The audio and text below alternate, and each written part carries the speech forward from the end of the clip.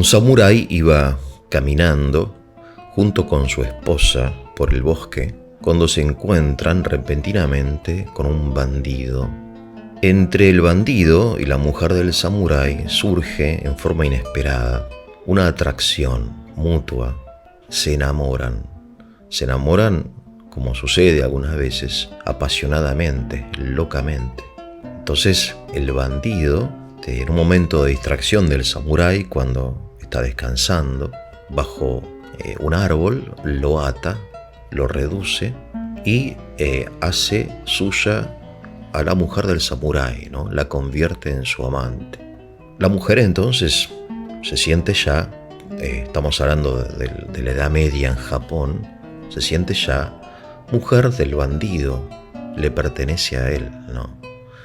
Y entonces ella le pide a su amante, que se ha convertido ahora en su señor, en su esposo, que mate al samurái, porque no puede pertenecer a dos hombres. El hombre al que ella pertenecía debe dejar de existir. Entonces, en efecto, el bandido saca su espada y asesina al samurái. Esta historia es la historia del bandido, porque es atrapado por la policía, llevado al juez. Así se lo explica el bandido al juez. El juez entonces llama como testigo a la mujer. La mujer le dice al juez que iba con su esposo por el bosque y que se encuentra con un bandido que redujo a su esposo, lo ató y la violentó a ella, la violó, abusó de ella. No hubo ningún consentimiento y se escapó el bandido. La mujer, físicamente dolida y atormentada moralmente, se arrastra tras su esposo buscando refugio. Él, que vio la escena, en lugar de acogerla con compasión y con cariño, la rechaza, la llama sucia, infiel. Ya no te quiero, no sos mía, le dice. Ella, atormentada por la angustia, la desesperación, la incomprensión de su esposo, se desmaya y cuando se despierta ve que su esposo está muerto. Pero le dice ella al juez: no sé qué pasó. El juez llama como testigo al samurái, que está muerto, pero en este cuento el autor utiliza un recurso, parece que en el Japón de la Edad Media era conocido, que son los medium.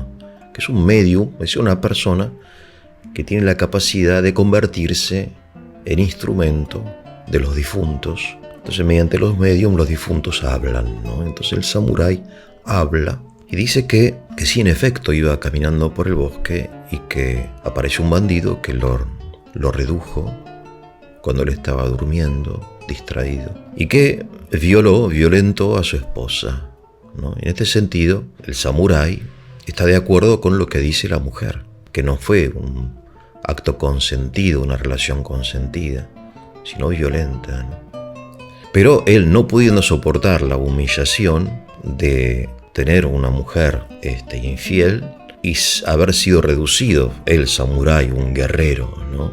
Orgulloso, un profesional de las armas, habiendo sido reducido por un simple bandolero, se suicidó.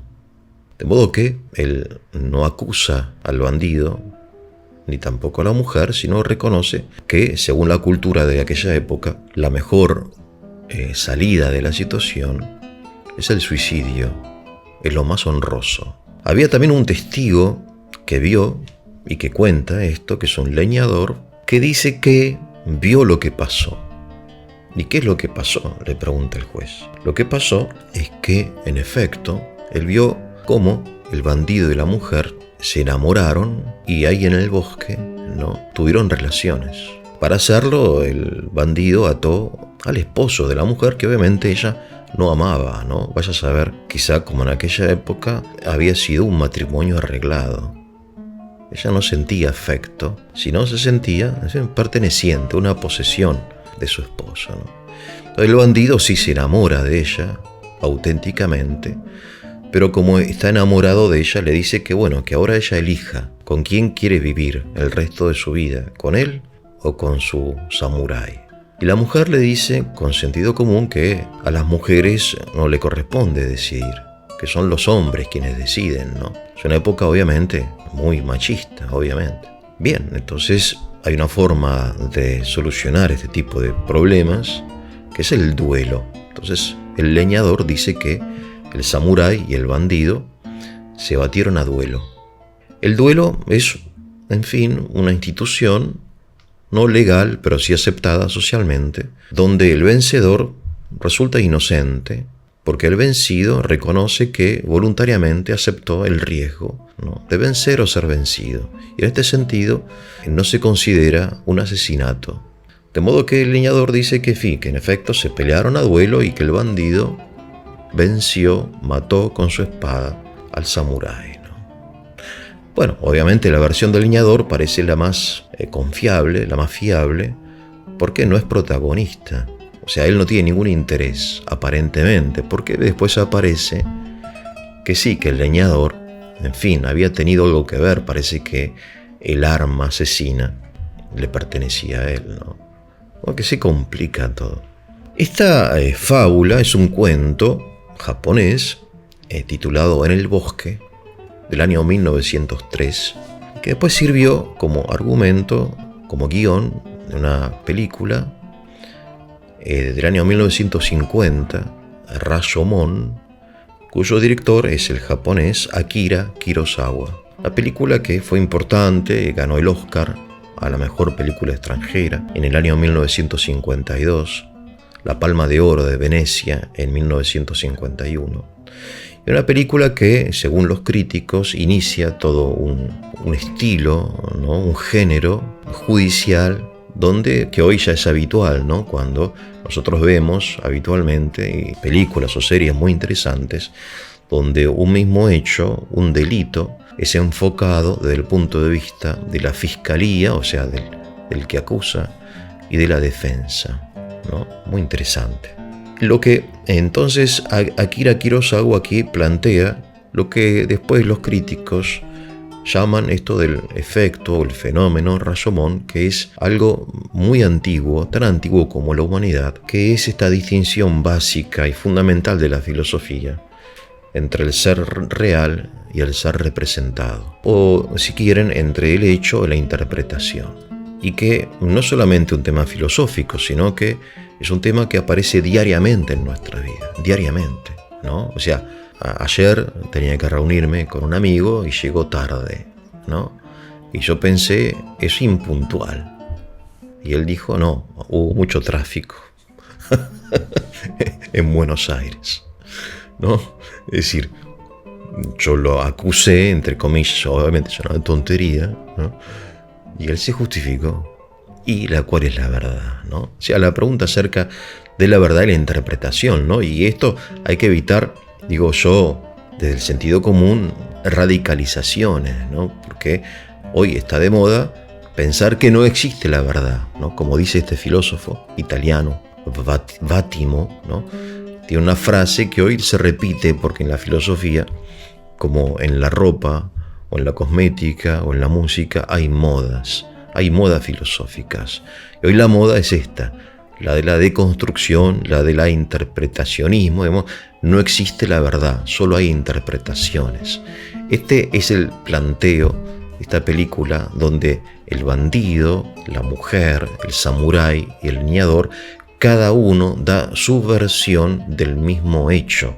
Y entonces surge en nosotros cierta angustia, porque solamente la verdad puede serenarnos. El destino del hombre, la vocación del hombre es a la verdad, ¿no? La verdad, entonces, ¿qué es? ¿Inaccesible? No existe. Es difícil, ¿no? Entonces, nosotros, desde el sentido común y también desde la tradición cristiana, decimos que, en fin, que la verdad es accesible, pero que solamente hay una inteligencia que es proporcional a la verdad, que es la inteligencia divina, la de Dios, ¿no? De alguna manera, aquí hay como asoma aquí una percepción de que tiene que existir Dios, ¿no?, como último recurso para conocer la verdad. De hecho, volviendo a nuestro mundo, dice Santo Tomás, cada uno juzga según su propia disposición. Y esto es lo que sucedió. El bandido, la mujer etcétera, el samurái, cada uno juzgó según su propia disposición. Pero sin embargo no parece que fuese así, porque si el bandido está realmente enamorado de la mujer, como lo dijo, no se entiende por qué la acusa a ella.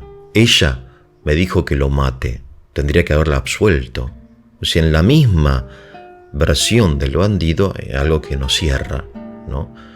El haber hecho partícipe a la mujer, formal, no material, pero partícipe del asesinato del samurái. En la versión de la mujer tampoco hay algo que cierra, porque por más angustiada o dormida que esté, tendría que haberse despertado, ¿no? Cuando su esposo se suicidó o cuando el bandido lo mató. En la versión del samurái tampoco cierra, porque podría haber lavado su honor simplemente rechazando a su mujer, como dice la mujer que hizo, ¿no? Y la versión del leñador tampoco cierra, porque si hubo un sexo consentido, el samurái no tenía ningún interés en quedarse con la mujer. ¿Para qué batirse a duelo por alguien que uno ya no desea, que no ama?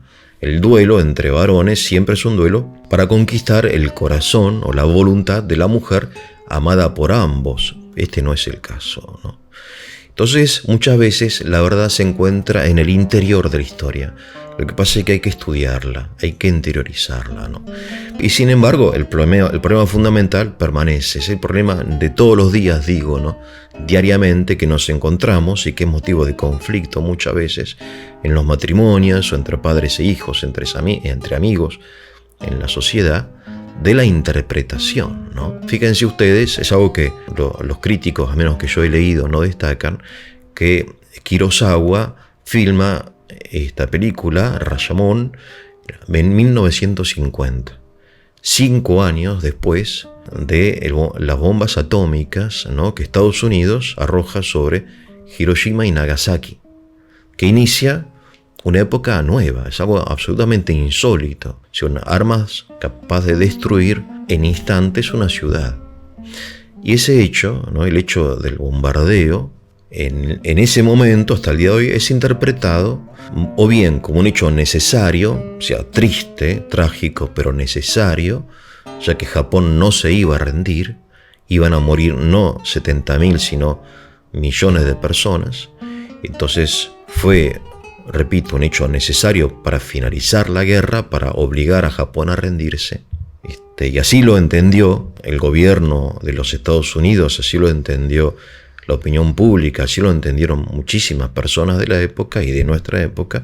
Y después otra parte, la minoría, que considera, pero cada vez que se va ampliando esta segunda interpretación, de que fue un acto criminal, que no fue una guerra, porque las guerras, los objetivos de la guerra no es la población civil, etcétera, y en fin, que las armas nucleares no se deben utilizar en principio, nunca, porque ya no es guerra, es otra cosa, ¿no? Es otra realidad que no se puede señalar como guerra. Bueno, fíjense que en este cuento, en este guión de esta película, Kurosawa está representando en forma de cuento lo mismo. Hay un hecho que es un bombardeo con armas atómicas, interpretaciones opuestas.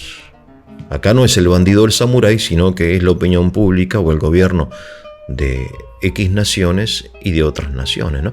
Pero sucede hoy en la guerra en Ucrania. Hoy hay un hecho muy importante, que una guerra en Ucrania, y la opinión pública y el gobierno de Rusia, y aún el patriarca de la Iglesia Ortodoxa rusa, ¿no?, Kirill, dice que fue un hecho necesario, triste pero necesario, ante la inminente invasión de la OTAN, ¿no?, y de Occidente sobre el territorio, el espacio del mundo ruso, así llamado, ¿no?, Ucrania. De modo que es un acto defensivo, preventivo defensivo.